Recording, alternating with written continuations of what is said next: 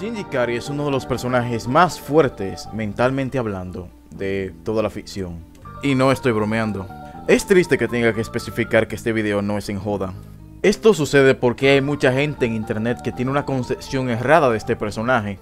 Todo el mundo piensa que Shinji es una persona débil, incapaz de valerse por sí mismo, y que ante cualquier adversidad su primera acción sería tumbarse a llorar. Nada más lejos de la realidad. Usualmente, la gente que tiene un cerebro, si bien no siempre suelen entender a primeras el mensaje que quiere transmitir Evangelion, suelen entender qué es lo que busca transmitir Evangelion con su protagonista. Pero a otra gente que lo que le gusta es apagar el cerebro cada vez que va a ver algo, pues se le suele dificultar esta tarea por alguna razón. La concepción popular suele ser que Shinji es débil porque no se quiere montar a leva y porque aparentemente a primera vista es parte de la comunidad de la televisión LG. Pero vamos a inspeccionar este personaje más detalladamente.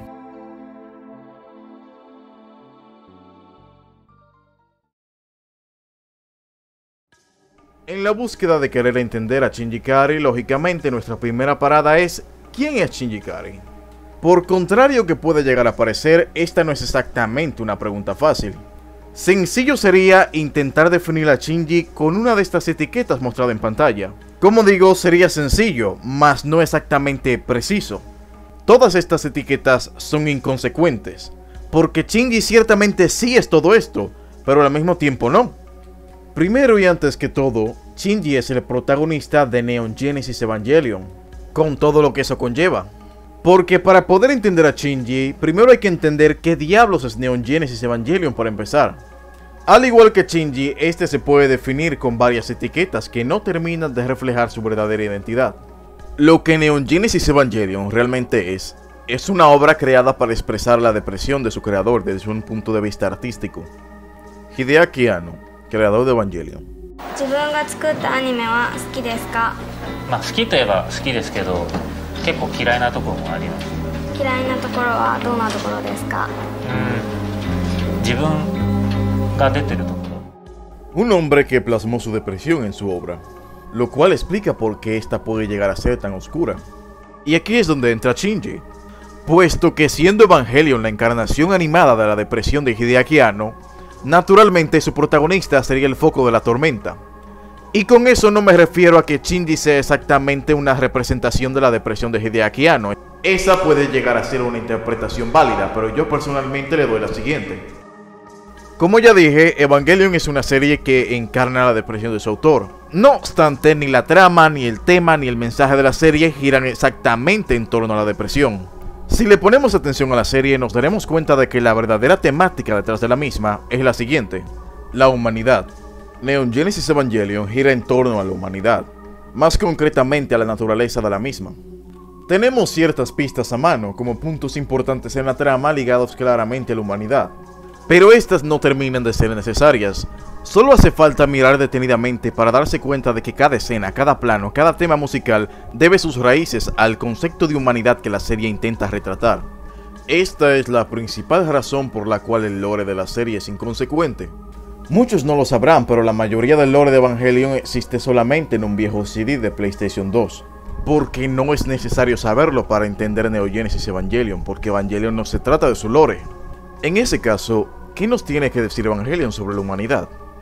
Evangelion nos presenta una humanidad que fácilmente podríamos tildar de malvada, si nos ceñimos a la definición del bien y el mal del Evangelio o cualquier otro precepto religioso. Podemos llegar a esta conclusión fácilmente al notar que todos los personajes en esta obra, de alguna manera u otra, terminan abusando de hábitos que son considerados objetivamente como malos, desde un punto de vista moral tradicional. Tenemos por ejemplo vicios como el alcohol y la nicotina, placeres carnales como el adulterio y pecados capitales como el orgullo. Y así, naturalmente, en un mundo donde cada individuo recorre un camino que podríamos tildar de egoísta, no es sorpresa ver cómo las personas de este mundo se tratan entre sí.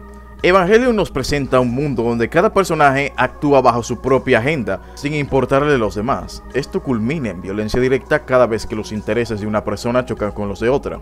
De esta manera, podemos concluir que Evangelion tiene una forma brillante de mostrarnos la humanidad, puesto que a diferencia de otras obras, Evangelion no exagera ni se queda corto. La crítica a la humanidad de Evangelion funciona porque es 100% realista. Así es como la humanidad es en la vida real. Es como si el show te hiciera mirarte en un espejo. De esta manera, no es sorpresa de que Eva haya llegado a tantas personas a través de los años, puesto que su crítica a la humanidad es atemporal, lo que significa que cualquier individuo de cualquier época se puede identificar con esta. Ahora, dicho todo esto, Evangelion no se retrata a una humanidad malvada, como ya dije, pero a pesar de todo, ¿eso significa que cada persona individualmente en esta obra es malvada o malintencionada? No. Otros de los aspectos más realistas de Evangelion es el siguiente.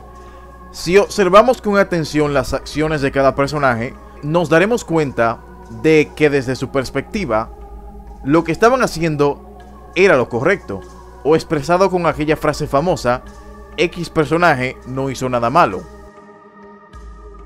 Porque volviendo al punto de la moral tradicional, todos estos hábitos negativos, entre comillas, de los cuales los personajes abusan, puede que sean malos, pero ¿cómo podemos tildar a los personajes de malvados por abusar de estos? Si al final de cuentas todos terminan abusando de ellos por razones que se escapan a su control.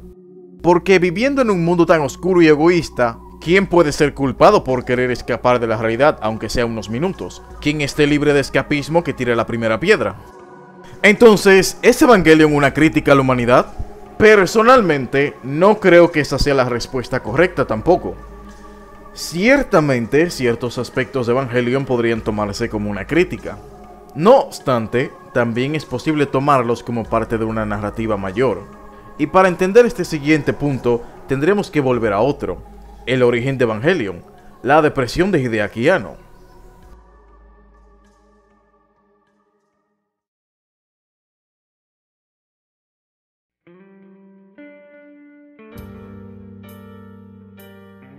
Mucho no se sabe sobre la depresión de Hideaki Anno. La mayoría de lo que sabemos sobre esta viene naturalmente a través de citas del mismo Hideaki Anno. Existen varias, pero particularmente me gustaría compartir la siguiente. Esta es, en líneas generales, la visión del mundo de Neon Genesis Evangelion. Es una visión del mundo empapada de pesimismo. Una visión del mundo en la que la historia comienza solo después de que se hayan eliminado todos los rastros de optimismo. Dicen, vivir es cambiar.